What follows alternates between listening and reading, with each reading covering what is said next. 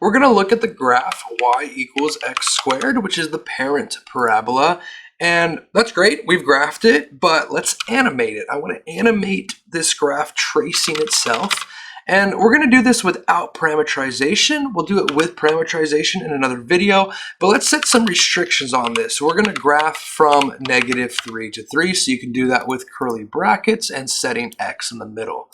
But I want control over this. I want to animate this, so I'm going to change that upper +3 to a b. You could think for boundary.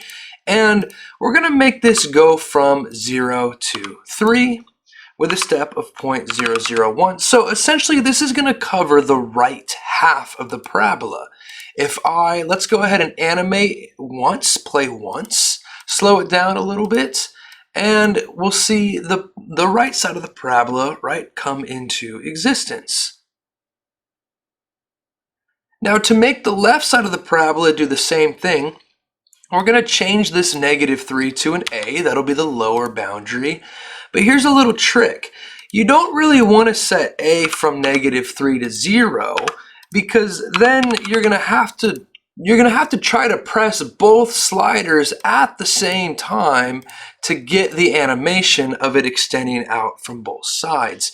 And then a is going back and forth. So there's a better way to do this. We're going to make a be equal to -b. So as b goes from 0 to 3, a is going to go from 0 to -3, and we only have to press one button to make both the right and the left expand.